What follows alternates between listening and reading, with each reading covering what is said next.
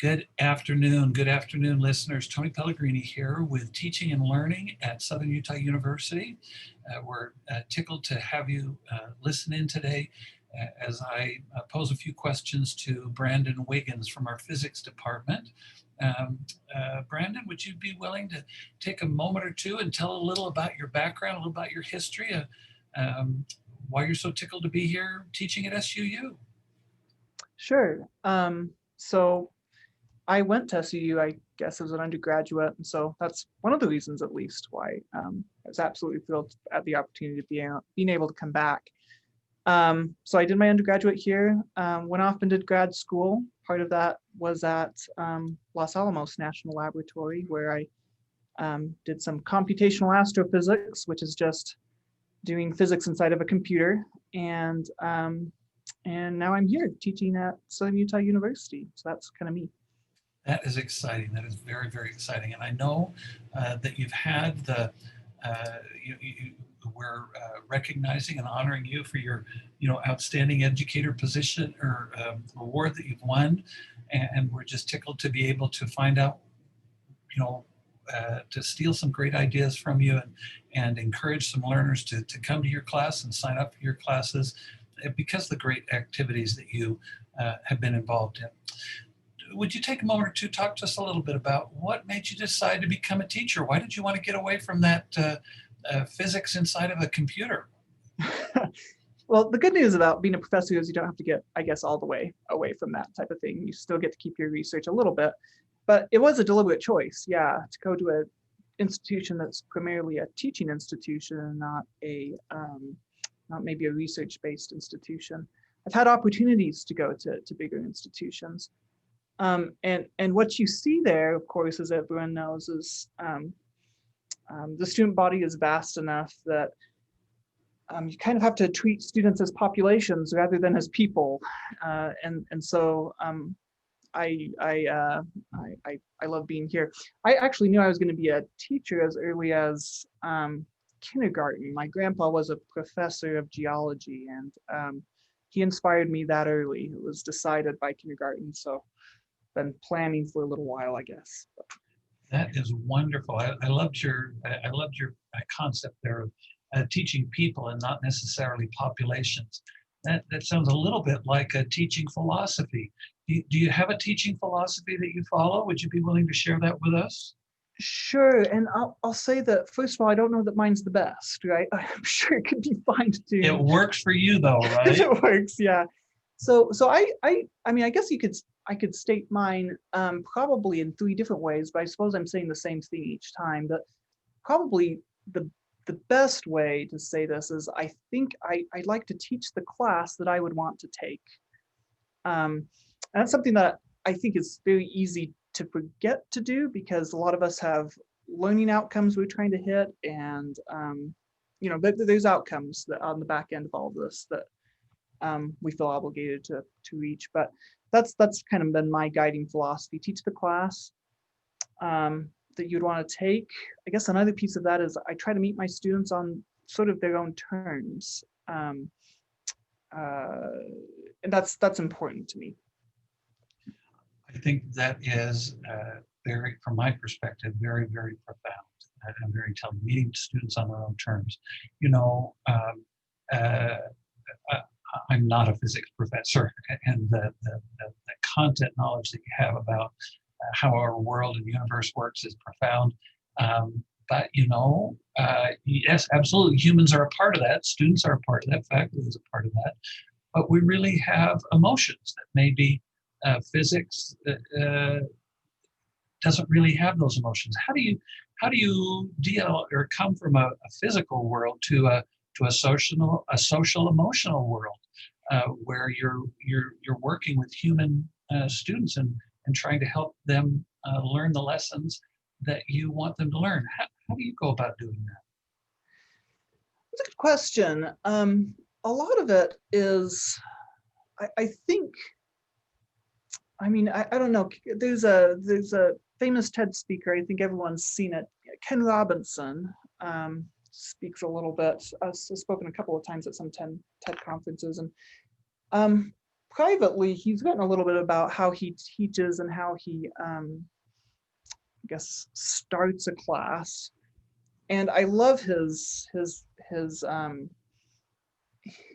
way of doing this. Essentially, what he says is, I walk into a room, and the first thing I try to do, the first objective before content, before anything, is I try to make a connection with my students. And he said, I have to feel around a little bit. So that can take 2 minutes. Sometimes it takes 10 minutes. But he said, I know that nothing useful is done until after that connection is made. Um, I, I don't know if that's true or not, but I found that to be true of my experience. We all know, I think, as professors, what that feels like when we've made a meaningful connection with our students. I think that's sort of the way I would answer that question. I honestly look up to the students that I teach. They're incredibly busy people. They're balancing a bunch of different obligations, and they're doing so rather masterfully. There's certainly more expectations on their time than there were even the short time ago that I was in college. And I think that connection is actually what makes, anyway, that's first of all what makes teaching worthwhile, but I also think it makes it very effective. I really love that perspective, that connecting with your students to find some way that we can speak the same language or have the same passions. Um, can you talk to us for a moment or two about how those connections, once you've made those, how do you use those to really help you to check with those students, those incredibly brilliant and busy learners that you have, to make sure that they're understanding what you're teaching. They're connecting not only to you, but to your content. What are some of the ways and approaches that you use to check that or check for that student understanding? I think there's a couple of ways. I think it all sort of revolves around sort of frequent, low stakes quizzing that doesn't need to be mean or vindictive or scary. But throughout class, there's opportunities, as most professors have, to participate. I pose questions that are that turn into discussions, right? Riddles, if you like, that hopefully tickle their curiosity, but also help them try to connect concepts together. And you can get a fairly good gauge of student command of the subject through those discussions. But yeah, I'm not afraid to quiz frequently either, and at very low stakes. I think that there's an illusion of knowing that kind of sets in when a professor makes this all seem very clear. I don't know if I used to feel this when I was in the classroom. It would all seem so clear in the classroom when you go home by yourself and try to do the homework, and it wouldn't be clear. And the sooner you can have students fail, the sooner, of course, they'll succeed. We have a little saying in our class that we fail early to succeed sooner, which I'm sure we borrowed from someplace else. But I try to set up those moments of realization, I guess, as early as possible, in lecture if possible, or frequently outside of class on Canvas or whatever the case may be. That is very, very appropriate. That that low stakes question. I'm an old ESL teacher, and I really do believe that all learning is second language learning, and that we are emotional human beings, and if those emotions rise, then it really stops that communication or that connection. And I love the fact that you have these low stake formative assessments, quizzes that we can. It's okay to fail on those. How do you move it to the next step to assess your student progress more in a summative way? What are some of the approaches or activities that you use to move from a low stakes formative assessment to more of a higher stakes summative assessment while not really scaring your students away? There's going to be a little bit of terror. I think I don't know how to get You just that. have to say physics To to me, wiggle and it that out. creates the terror. Yeah, Absolutely. that's also the thing. I think in our classroom we all have the posture that it's all of us against physics. I think, and that physics is kind of this outside scary thing. But the way I think that, I'm not doing anything too novel here. I think every professor tries to do this as well.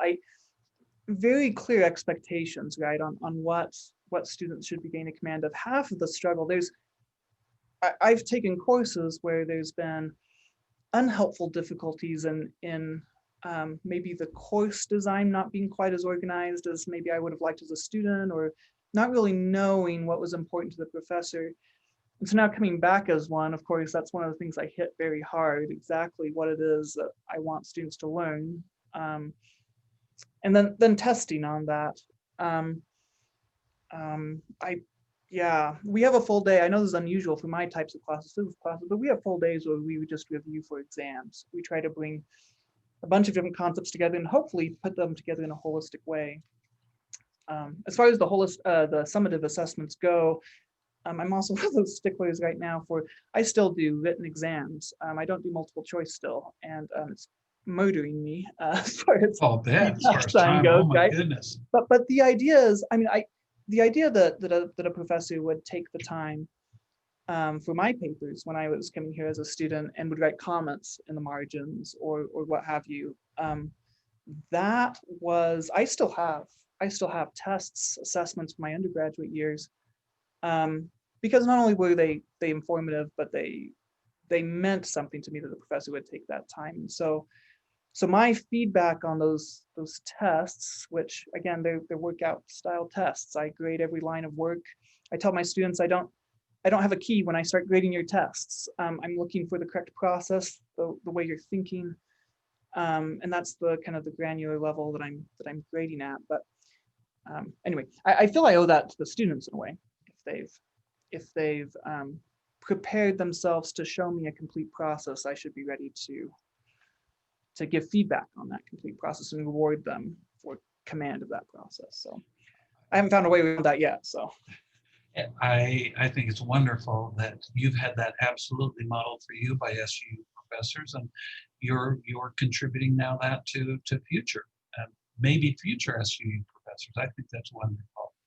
And I've sensed a lot. I want to take a little bit of different tack to change the tack just a little bit here, but have really heard in your voice your passion for teaching here at SU. Can you talk to us for a moment or two about that love or that passion for teaching here at SU? You've had opportunities, like you said, to go other places, more research-based. What really instills that passion in you? Oh, that's a good question. I'm legitimately, so here's a couple of things. The first thing is, I should ask you, professor, that said this once, and I think it was true of physics too. I'm just making the connection now as I'm talking, but one of the things that I assume is that no one wants to learn physics, right? My class is sort of a physics for people who hate physics class. And I kind of approached on that level. Everyone's taking this because they have to take a test, a standardized test usually to get into medical school, or because their major requires it or what have you. And so a lot of them are not coming to me because of an inherent passion for the subject. And so it's kind of, I don't know, my philosophy has been that there are places that you can go where you can lock yourself in your office all day and do research. That's really is a possibility for everyone that works at SUU. You can do that. But the reality is you know, we're all giving that up, and we're giving that up because we want to influence people in a classroom. So we might as well pull out all the stops, as they say, and make this experience a good one. I firmly believe my students changed my life. And my deepest aspiration is to maybe in some small way influence these students' lives, if not with the love of learning or love of physics, just with that general curiosity about the natural world, I suppose. This is what makes life exciting for me, that my fascination with the natural world, and I think that's the way we should teach. We all got into our fields because we love them, and it's just a matter of finding a way to communicate that. I don't know where it comes from exactly. Maybe it's too much Dr. Pepper. That's probably the correct I'm not answer. going to try to steer you away from that. I'm not going to try to steer you away from that. Brandon, just one last question for you to consider, please. You know, you've mentioned that you get to work with students who don't have maybe a very deep passion for for physics. And so I'm sure you have a wide variety, a wide continuum of learners with understanding and background and knowledge and skills. At one end of that, certainly from time to time, you may have had, pardon me, a referral from the Disability Resource Center. How do you try to meet the needs of learners that maybe are at that end of the scale, that are challenged in those ways? I've had the opportunity, as all of us have. I've had the opportunity to do that. And by the way, some of the coolest experiences that I've had as a professor have been working with these particular students. There's some really good opportunities for a professor to really augment someone's life. There was one particular student that I had who was formerly dyslexic, so much so that simply reading the problem alone was an issue, and then trying to construct a coherent calculation was a real struggle. Perhaps my optimism with teaching, say, physics is that everyone thinks like a physicist. It's just physicists often call these things different things. Everyone can balance a budget. In physics, we balance energy. We make sure no energy is spent. All the energy is accounted for, all the momentum is accounted for. And so after hours, and this is nothing too noble, we professors do this all the time. Outside of office hours, I met with a student and we would work problems on a whiteboard. And it was one of the most rewarding experiences I've had as a professor, seeing this kid gain this confidence that even though he had this disability that was holding him back, it wasn't holding him back. And in fact, the things we were talking about were actually very conceptually simple, and they were things within his grasp. And seeing him put those all together was very rewarding. I do have the philosophy that we sometimes can get caught up teaching classes, and I do this as well. I think we get pulled into the world of, I'm going to put effort into my course. But what makes SU special to me is that everyone here puts effort into people. They put effort into these students almost on a one-by-one basis. And I think that's what's in our secret sauce here. It is delicious, isn't it, Brandon? Brandon, our time is up. Do you have any questions that I haven't asked you, or anything that you'd like to share, or that I haven't hit on that you really would like to share with our listeners? No, I've just been thrilled to be here, and it's been an absolute honor to be a part of the podcast. Thanks so much, Tony. You are very, very welcome. I appreciate you, and I'm grateful for your work. Friends, or student friends, I hope you'd consider taking one of Brandon's classes, and peers, faculty peers. I hope you'd consider reaching out to Brandon and hanging out with him, or in his classes sometimes, to see how he puts these activities into practice. Brandon, you've been a delight. I appreciate you, and look forward to learning more about you in the future. Hey, thanks so much, Tony. Thanks so much. We'll see you soon. Bye-bye now. Bye now.